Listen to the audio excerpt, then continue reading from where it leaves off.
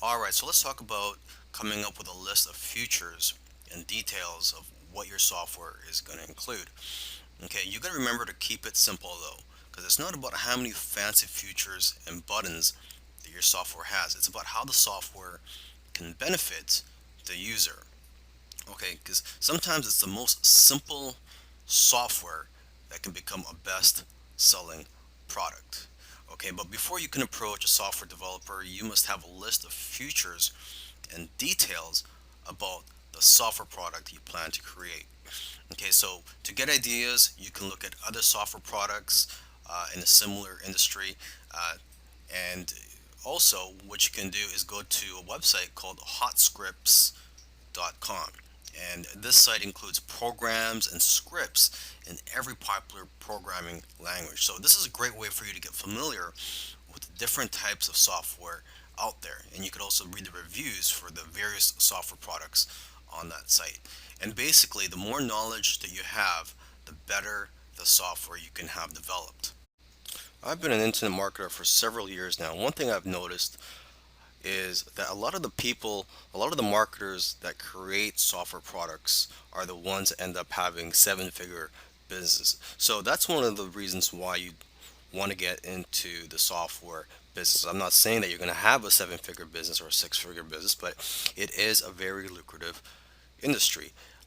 Software products, they have a higher perceived value than all other forms of digital products such as ebooks, video courses, audiobooks, etc. And another advantage to getting into the software business is the barrier to entry. There's not much competition out there. If you create a software product that's, you're not going to have much competition with that compared to other forms of products. For example, if you write a how-to book on a certain topic, you're going to have lots of competition for that book. There's going to be lots of other people that's going to write something on similar topic. Okay. Now, this course will cover the following topics. It's going to cover how to come up with ideas for your software product, how to come up with the features to include in your software product, how to find software programmers to create your software product, and how to manage your project. Coming up with ideas for your software. So before you create a software product, you need to know what it's going to bring to the table. You need to know what problems it's going to solve, because that's what what software tools do, is that they solve problems or potential problems. Okay, so first let's start with ourselves. Okay, do you have a problem in your business or personal life that can be solved with a software tool? Because let's face it, if you have a problem, I'm pretty sure there's going to be other people out there with similar problems as you. Okay, so your problem is not unique to yourself. You must also know your target audience that you plan to sell your software to. So basically, it comes down to two things. Okay, consumers have a particular problem that needs to be solved, and two, they are looking for something that will make their life easier. Okay, you can also look at social media, forums, and your customer base to get an idea of what types of problems your customers or potential customers have and what they're willing to pay for. Because most of the time, people will tell you what they want, and if you give it to them, they will buy it.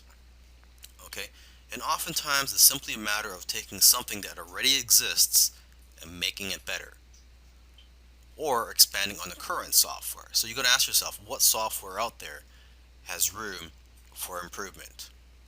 Okay, and you got to remember this: it's not about just creating and selling software products. There's a lot of money to be made in selling software products. Don't get me wrong, but it's also about knowing what software products to create. So that's why it's important to know your target audience and know what it's like to be in their shoes.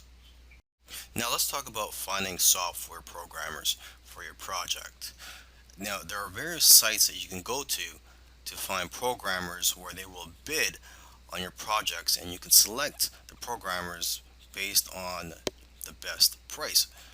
But remember, you have to also make sure to select programmers based on their skills, and how well you feel comfortable working with them. Okay, so I've listed a few sites, the most popular sites where you can find programmers. There's rentacoder.com, elance.com, scriptlance.com, and guru.com.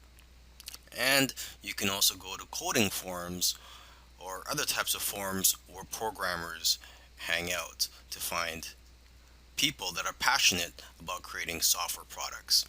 Okay, so now when you visit these sites where programmers could bid on your projects, you have to know how to present your project. So make sure to first review how other people are listing your projects and how they are describing them on these sites.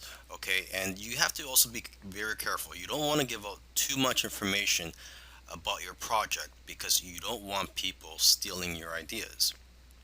So, when you first post a project, the information that you should reveal at first is what is needed for the programmer to know if your software product is something that they are qualified to work on.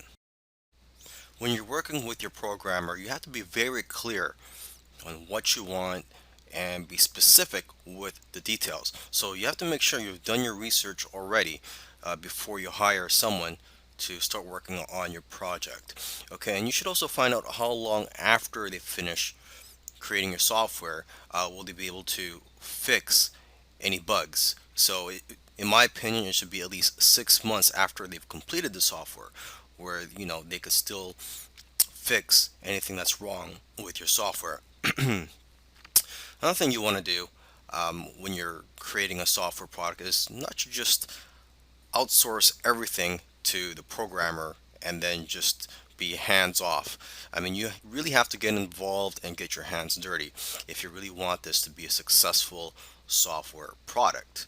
Okay, and instead of just telling them to just create your software product, you should break it down into smaller tasks so that it's easier to work on, and it'll be better for you to basically monitor the progress of your software product. Okay, so for example, you can have weekly or bi-weekly tasks or goals for them to complete to make it easier for you to manage this project. Okay, and you could also encourage your programmers or coders by giving them bonuses for doing well on some of the tasks that you give them. Okay, and you also want to let your programmers know ahead of time what your budget is so they know what to expect. And so, with that being said, you shouldn't pay by the hour because it's hard to track the actual hours that they work, and that only encourages people to take their time on your project.